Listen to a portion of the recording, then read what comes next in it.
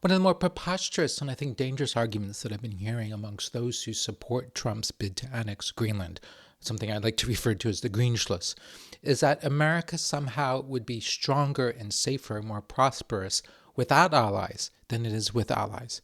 To me, this way of thinking goes hand in hand with advocating for drinking raw milk or eschewing childhood vaccines. It's like arguing that motorcyclists would be safer without helmets, or that we'd all be better off not using seatbelts in cars. I struggle, though, to explain why. I mean, it's hard because to me, it's exasperating. It all seems so self-evident to me. It's like, do I really need to tell you not to drink rubbing alcohol? Like, do I really need to tell you to close the car door before you put it into drive? It's like when I have to yell at my kids to put on their jackets before they go outside in the winter when there's freezing temperatures. But it seems like it's necessary, like I've got to do it. So in this video, I want to try, it's difficult, to lay out several basic arguments why allies are good. And yes, even European allies are good. Now, for those of you who are new to this channel, my name is Michael Shurkin. I'm a history PhD, former university lecturer, former CIA, former RAND. Yeah, that's a lot of formers, but when you're my age, it's kind of what happens. And in present day, what I do, my day job is that I'm a private sector intel guy for businesses that invest in Africa. But on the side, I like to hold forth and have conversations about world affairs, global conflicts, military strategy, and anything else that happens to be on my mind. Okay, so where do I even begin? Let's try to break this down into points. There might be some repetition, but again, it's hard. Like the challenge for me is not understanding or not having an answer to the question of why allies matter. It's just figuring out like, how do I order this argument? How do I structure this argument? All right, so let's go for it. Point number one. In the 21st century, even a very large country like the United States cannot operate in isolation from the rest of the world. It has to interact with everybody else for the sake of its own security and for the sake of its prosperity. I suppose we really could wall ourselves up and become a hermit kingdom, but I don't really see how that would work or how that would actually be in our interest to do so. We would become vulnerable and poor, very poor. Think North Korea. Two, if we ignore everybody's wishes and just bully everybody, sooner or later, everybody else, everybody who feels threatened by us, will join together and bring us down. I think that's just a fact of life. It's a fact of history. It's happened time after time after time in history. I mean, I could regale you with historical examples, but I really don't want to because I don't have the patience. Point three. Without allies, we can at best be a regional power, and we will have to retreat from our global posture. This, moreover, makes us more vulnerable, not less. Now, why is this the case? Well, because our ability to project power to the other side of the Atlantic or to the other side of the Pacific depends on having overseas bases and partners. We could not have fought the wars in Afghanistan and Iraq, for example, without our bases in Germany, which are gigantic logistical hubs, or some of the other bases in Europe. Now, whether or not fighting those wars was a good idea, that's perfectly debatable, and I'm up to discuss all of that. But the point is that we could, thanks to those bases. And most of us would agree that having the ability to fight those wars is in our interest, even if we never actually do it. Now, try doing anything, really anything, in terms of projecting force without the German bases or without our bases in the United Kingdom or bases in Spain or Italy or Greece or Diego Garcia, which is a really, really big deal. Diego Garcia, by the way, is not our base. It's Britain's base, right? We're just using it. But we depend on Britain in order to be able to do that. Now, it is true that thanks to our magnificent Navy and Air Force, we can reach out and punch anybody just about anywhere on the globe, anytime we want, from our bases on the continental United States or our overseas territories like Guam and Puerto Rico. We can literally bomb Iran from bases in Missouri. In fact, we have. Or we can use cruise missiles and attack aircraft from ships at sea. But if we want to or need to do anything more sustained than simply a bombing raid or a snatch and grab, we would struggle to do such a thing without having secure bases somewhere between us and the places in which we want to do whatever it is we want to do. In no military manual or workbook of military strategy are you going to find anyone arguing that long supply lines are better than short supply lines. Those ships that fire the Tomahawks, for example, they need fuel. They need to be able to go back somewhere to reload. They need to be able to refit. Some of this, is true, could be done at sea or by going back and forth to Norfolk or to Pearl Harbor or San Diego. But wouldn't it be better if they could do that in Japan or in Naples? There are reasons why we have a nuclear submarine base in Scotland, and I must assume that the United States would rather be able to use that base in Scotland than to oblige our subs to keep going back and forth to the United States. And thus they're really only there to enjoy the scotch and the haggis, which I find unlikely. Now, just this morning, I read that the United States might be, it was some report on X that I saw, which indicated that the United States was in the midst of doing another airstrike against al-Shabaab in Somalia. Al-Shabaab is an al-Qaeda-aligned jihadist group that's in Somalia. These are bad guys. The U.S. is doing this, it can do this because we have a base in Djibouti. Now, Djibouti isn't strictly speaking an ally, not in the legal sense, but we need their complicity in order to do this. And I strongly suspect that the logistical chains that keep the base in Djibouti operational run through our bases in Europe, especially Germany. It's just a hunch, but I'm pretty sure that's true. Now, you could say, well, so what? We can blow up some guys in Somalia. That's a fair answer. Maybe it's not important to be able to do this, but we seem to think it's important because we're doing it. And if we think it's important to do it, then it's important to be able to do it. Unless you really don't believe that we should be doing any of this at all, anywhere. And this might actually be the idea behind the Don Road Doctrine, the so-called Don Road Doctrine, which is basically to say, to heck with the rest of the world or our global ambitions, let's just retreat into our hemisphere, because that's what the Don Road Doctrine implies. And without allies, after all, we would struggle to project our force beyond our borders. We would struggle to do anything beyond the Western Hemisphere. Now, so what? Again, so what? What if? So what if we can't project our force beyond our borders? So what if we can't sustain wars on the other side of the Atlantic, the Pacific, or do the occasional airstrike in Somalia? Maybe that's for the best.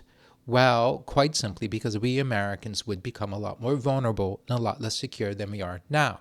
We would have a lot less influence in the world. We would, in effect, be inviting other powers, many of them hostile to us, to fill the vacuum that we would leave behind. If we really wanted to compete with China and Russia, like we say we do, or contain Iran, or counter the Iranian threat, or North Korea, retreating back to our side of the Atlantic or the Pacific makes that a lot more difficult. And sooner or later, some other power is going to come knocking on U.S. territory, like when Japan attacked Pearl Harbor in 1941. Now things going on the other side of the ocean might look like they're none of our business, but suddenly they become our business because it ends up at our doorstep sooner or later. And strategically speaking, I think it just makes very good, very obvious sense that if you have a choice between fighting them there than fighting them here, it's better to do that there than here, because fighting it here means that we're just we're at greater risk. We're more vulnerable. It's also like this. All right, think about this. Today, we don't have to worry much about securing the Atlantic Ocean because our potential adversaries, whoever they might be, but let's think Russia, have a hard time even getting to the Atlantic Ocean, let alone contesting our power there. Why is this? Because we more or less control the Mediterranean Sea, the Baltic Sea, the Norwegian Sea, and the Barents Sea. How do we control all of these waters? With help, with a lot of help. We get help from Denmark, which, by the way, controls the Danish Straits, which basically are a gateway in and out of the Baltic Sea. I mean, Denmark is the cap on the bottle that contains the Russian Baltic Fleet. What if Denmark switched sides or decided in favor of neutrality like they did between the two world wars? Would they? The Danes will do what the Danes think is in their interest. Up until now, they've believed that it was in their interest to be on Team Pax Americana. Why? Why would we want to change their mind? Likewise, if the Russians wanted to do anything in the Mediterranean, between us and them are Turks and Greeks and the Italians, and the Italian Navy is no joke, and the French Navy is no joke, and the Spanish Navy, and there's some certain thing called the Rock of Gibraltar, which, by the way, is in British hands. And the other side of the Straits of Gibraltar is Morocco. Guess what? Morocco is a friend. If we lost our allies, the threat to the Atlantic would be a lot greater. The enemy, whoever that might be, would be a lot closer, would have greater access to the Atlantic, and we'd be alone. Which means, among other things, that we would need to spend a lot more money on defense than we already do. So we complain that we're spending too much money on defense because our allies don't do enough, but let's try doing things without our allies. Now we've got to spend even more money.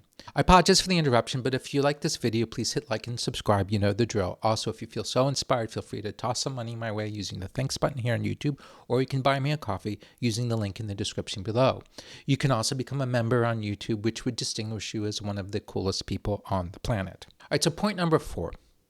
if we sincerely wish to contain the threats posed by Russia and China, and I'm not entirely convinced that Trump does, it is far easier to do that with allies than without. If we told the rest of the world to piss off, some countries might switch sides. Those that didn't switch sides might simply not cooperate with us as much as we would like. And then there's the economic part of all of this, which is so easy to overlook because we're talking about militaries and fleets and nonsense like that. But the truth is that dealing with Russia and China, really anybody else, and ensuring our own prosperity in the future means having economic and industrial strategies, trade policies. We need to pursue our own prosperity, but we also need to coordinate with others in order to try to make sure that we have trade policies and trade relationships that are mutually beneficial to the greatest extent possible, and also to make sure that our trade relationships benefit us, but not the Russians or the Chinese. That's the idea.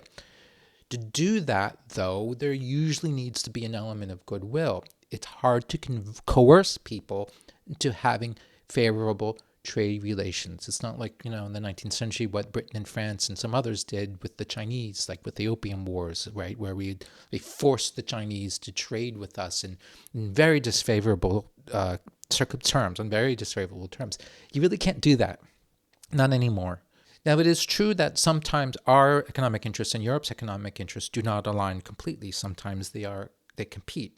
This is true. But the beauty of being allies and friends is that you can negotiate. You can negotiate trade relations and trade deals and figure out how best to mutually accommodate one another as best as possible and to come up with some compromises. Like, you can do this if there's some goodwill. And you can also try to if both us and the Europeans are in agreement that we want to freeze out the Russians or we want to freeze out the Chinese, then this helps us come to the table, come to terms, and figure out some sort of mutual trade policy and trade deals that work the best for us and not for the Russians and for the Chinese. That requires will. Look at what the Canadians just did. I mean, they're not Europe, but it's the same kind of thing. Prime Minister Carney just went to China to talk about trade relations with China and to improve them.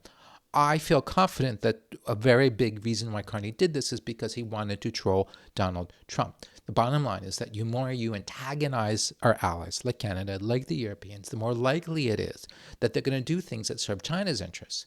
And the more unlikely it is that they're going to attend to our interests. We can say, hey, Carney, cut it out. And Carney might say, screw you, right? This is what happens when we tell our neighbors, our friends, our allies to piss off. The fifth point. Europeans have powerful militaries, and that helps us. It doesn't hinder us. Americans tend to dismiss European militaries. I think it's silly and it's ignorant. It's historically ignorant. It's ignorant with respect to today's world. I suspect a lot of it has to do with watching too many war movies in which the Americans are the good guys and the Americans are the only ones really doing anything. We identify ourselves as we're the ones who came to Europe's rescue, came to France's rescue, that kind of thing. I mean, it's ridiculous. It really is. The Europeans have high-quality armies, navies, and air forces. They have a lot of them. They have large armies, navies, and air forces. Every European submarine, frigate, fighter squadron, an armored battalion is a submarine, frigate, fighter squadron, and armored battalion that we do not have to supply. We'd like to have them to have more, sure, but it's ignorant to pretend that they don't have any. They have a lot. And all of their subs, frigates, fighters, and battalions, by the way, are actually very good. So let's talk about the North Atlantic again. Why? Because of all the talk about Greenland, it's definitely on my mind. For the Russians, as I said, to get to the North Atlantic from, let's say, the base in Murmansk, they have to go around Norway. They have to skirt Norway. And then they have to make their way through what's called the GIUK gap, which refers to the spaces between Greenland, Iceland, and United Kingdom. And then, of course, there's also the North Sea between the United Kingdom and Norway. But guess what? They do that at their own peril. In Denmark, have frigates, subs, and aircraft that patrol those spaces because NATO patrols the skies above and around Iceland. And I believe that the Dutch, the Germans, and the French also have lend a hand with their subs, the frigates, and the aircraft, etc. The U.S., of course, contributes, but we're not necessary, and we're not shouldering the burden alone. This is a team effort. If we were no longer part of the team, we'd have to do it all alone, which would require us having more subs, frigates, and airplanes, etc., which is very, very expensive. So we complain about shouldering their burden. We complain that we're spending all the money. But the reality is that without them, we'd have to spend a lot more than we already do. And then there's the Baltic, which is threatened by Russia's Baltic fleet. Happily, Poland, Germany, Sweden, Finland all have subs, frigates, and aircraft that can bottle up the Russian fleet without us having to do it for them. And then there are the Danes, who are also there, and they're also guarding the Danish Straits. This all sounds like a great deal to me. What's the problem? What if the Russians or somebody else attacked by land? Well, again, we would not be alone. The Poles, the Germans, etc. would all be in the fight, backed no doubt by the French, the Italians, the Dutch, the Spanish, etc. Do they even need our help? Yeah, in some ways they do need our help. But saying that they need our help, is not the same thing as saying that they can't do it at all, or that we have to do everything for them. Some things we will still have to do, but a lot of other things we don't have to do. It's a team effort. So, are we better off with allies than without? Are we better off with European allies than without? To me, the answer is an unequivocal yes, like duh. Unless we want to be more vulnerable, we want to be less wealthy, and we want to be more at the mercy of China, Russia, and anyone else who has a chip on their shoulder and wants to overturn the current geopolitical world order for whatever reason. Now, some might say, well, that's fine because we don't like the Pax Americana. Well, to that I respond, if you don't like the Pax Americana, wait until you see what comes next. Thank you very much. I hope you liked this video. If you look in my description, you'll see links to my social media, Blue Sky, Twitter, LinkedIn, and my website, michaelshirkin.com, and also my Substack, also called Pax Americana. I write for that weekly. And that's it. Please stay tuned. There's plenty more in the pipeline. Thank you. Bye-bye.